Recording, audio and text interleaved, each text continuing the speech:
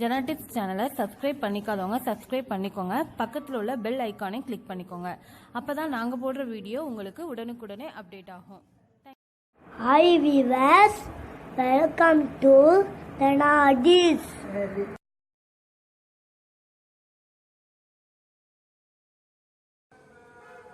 அஸ்ஸலாமுஅலைக்கும் ரஹ்மத்துல்லாஹி பரக்கத்து. ஜன்னா டிப்ஸில் வந்து அடுக்கு பூரி எப்படி செய்கிறதுங்கிற பார்ப்போம். அடுக்கு சோமாஸ் பூரி எப்படி செய்கிறதுங்கிற பார்ப்போம். முன்னாடியே நம்ம வந்து சோமாஸ் பூரி போட்டிருக்கோம். இப்போ வந்து இந்த அடுக்கு பூரி எப்படி செய்கிறதுங்கிற நம்ம பார்ப்போம்.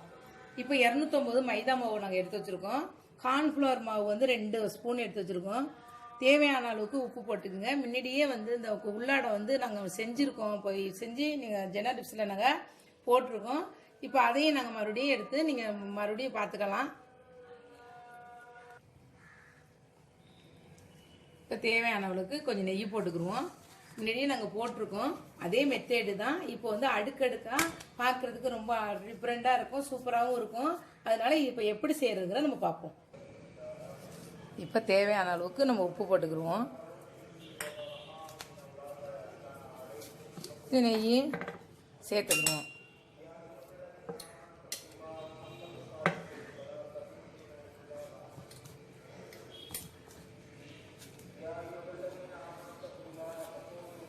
நல்லா மிக்ஸ் பண்ணிக்கிடுவோம். தண்ணி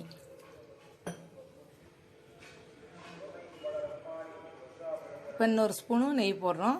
நம்ம இதெல்லாம் சேர்த்து சப்பாத்தி மாவு எப்படி பூரிக்கு எப்படி பண்ணிடுமோ சப்பாத்தி மாவு பண்ணிடுமோ அதே மாதிரி நம்ம நல்லா பிணைஞ்சி எடுத்துக்கிடுவோம். இப்போ மாவை நல்லா பிணைஞ்சி ஊற வச்சுக்கிடுவோம். இப்போ மாவு நல்லா ரெடியாக இருக்குது.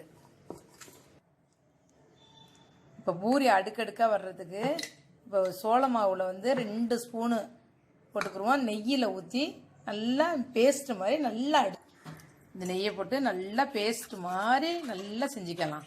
நல்லா கலக்கி நல்லா பேஸ்ட்டு மாதிரி வரும். அதுமாரி செஞ்சுக்கிடுவோம். இப்போ நல்லா கலக்கியாச்சு. இப்போ இன்னொரு ஸ்பூனு நெய் போட்டு நல்லா மிக்ஸ் பண்ண வேண்டியதான். வந்து இதில் வந்து தண்ணியெல்லாம் சேர்க்கக்கூடாது, நெய்யில் தான் இப்போ சேர்க்கணும். இதுமாரி நெய்யில் சேர்த்து இது மாதிரி நல்லா பிணைஞ்சி வச்சுக்கிடணும். இப்போ மாவு நல்லா ஊறிடுச்சு. இதுவும் 1/2 hour ஆயிடுச்சு. நல்லா ஊறி இருக்குது. இப்போ பாருங்கள், இதுவும் நல்லா 1/2 மணி நேரம் ஆயிடுச்சு. நல்லா பேஸ்ட்டாக நல்லா இருக்குது பார்க்குறதுக்கு. இப்போ சின்ன சின்ன உருண்டையாக இப்போ நம்ம உருட்டி வச்சுக்கிடுவோம். மாவு ரொம்ப சாஃப்டாக நல்லா ஊறிடுச்சு. அழகாக இருக்குது பார்க்குறதுக்கு, குலாப் ஜான் மாதிரி.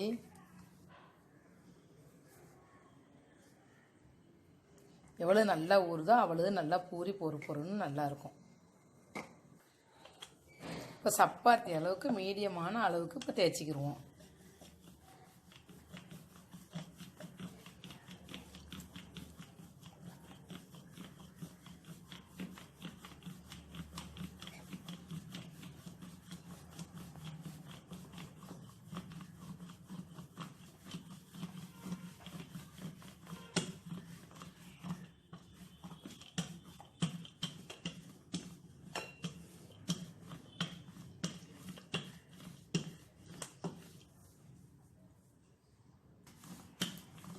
இதே மாதிரி இப்போ 4 உருண்டையும் தேய்ச்சி வச்சுக்கலாம்.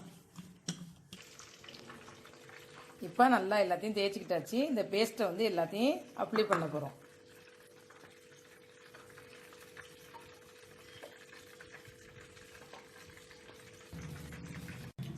இப்போ எல்லாத்தையும் அப்பிட்டோம். இப்போ இதுக்கு மேலே இன்னொரு பூரி தேய்ச்ச பொரியை மேலே வைப்போம். இதுமாரி எல்லாத்தையும் இதுமாரி இந்த பேஸ்ட்டை மேலே அப்பி வச்சுக்கிறோம். இப்போ எல்லாமே நல்லா தடவியாச்சு. இப்போ இதை வந்து ரோல் பண்ணிக்கலாம்.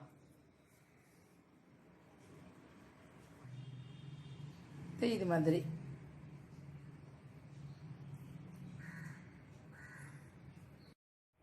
இப்போ நல்லா உருட்டியாச்சு. இப்போ கையில் ரோல் பண்ணுற அளவுக்கு நம்ம தேய்ச்சிக்கலாம், கட் பண்ணிக்கலாம். இப்போ நல்லா இப்போ தேய்ச்சி வச்சுக்கிட்டாச்சு.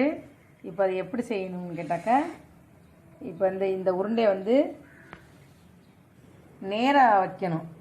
இந்த சைடை வைக்கக்கூடாது. இந்த மாதிரி நேராக இப்போ நேராக வச்சு தான் இப்போ வந்து அமுக்கணும். அமுக்கினா தான் அந்த பூரி வந்து அடுக்கடுக்காக கரெக்டாக வரும். இப்போ மீடியமான அளவுக்கு தேய்ச்சிக்கிருவோம். நம்ம ரொம்ப விரிவுபடுத்தக்கூடாது. மெதுவாக மீடியமாக கரெக்டான அளவுக்கு தேய்ச்சிக்கிருவோம்.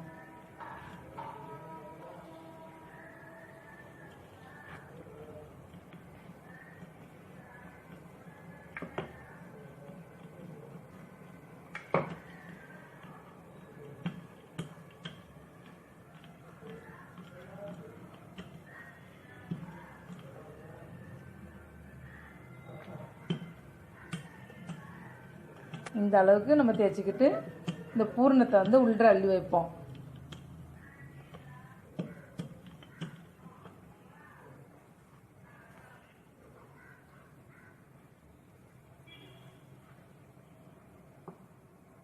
வச்சு மேலே இந்த பேஸ்ட்டை சுற்றி வர வச்சு ஒட்டுவோம். அப்போ தான் நம்ம ஒட்டிக்கிறோம் அந்த பூரி, இல்லைன்னா விரிவாயிரும்.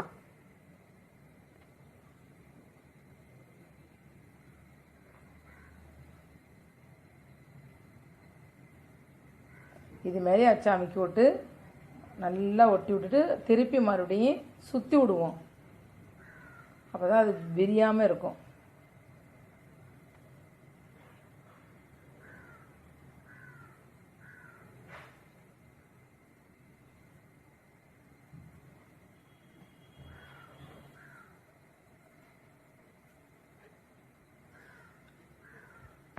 இது மாதிரி நம்ம எல்லாத்தையும் நம்ம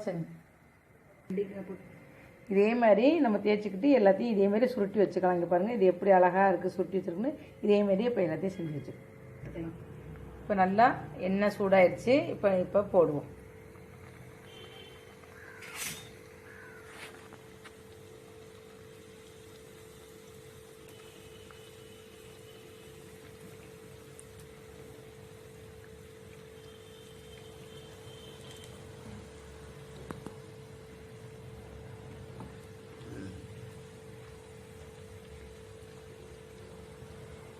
எதுவும் எண்ணெய் அள்ளி மேலே ஊற்றணும்னா நல்லா பொறி பொரிஞ்சு வரும். உடச்சிடாமல் கொத்து போடாமல் மெதுவாக போட்டுணும் எண்ணெய் ஊற்றணும். பாருங்க, பார்க்கையில் எப்படி நல்லா பவுன் கலரில் நல்லா வெந்திருக்குன்னு பார்த்தீங்களா? இது பாருங்க, நல்லா உடையாமல் கொள்ளாமல் கொத்து போகாமல் மெதுவாக எண்ணெயை ஊற்றணும். மேலே ஊற்றணும் தான் பொரியும். இப்போ நல்லா அழகாக நல்லா வெந்திருக்குது. இதே மாதிரி தான் அடுப்பை கொஞ்சமாக வச்சு எரிக்கணும். தும்னு வச்சு கொளுத்தினோம்னாக்கா வேகாது, கருவத்தான் செய்யும்.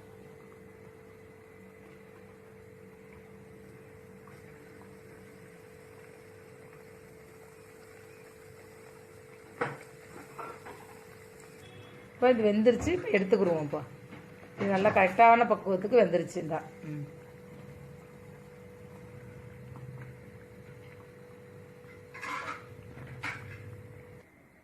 பாருங்க, இதேமாரி மெதுவாக தான் அமுக்கணும். இல்லைன்னா முடிச்சு நல்லா இல்லாமல் கல் மாதிரி போயிடும்.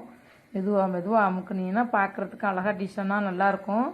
இது விரிஞ்சு கீழே கொட்டாமையே இருக்கும்.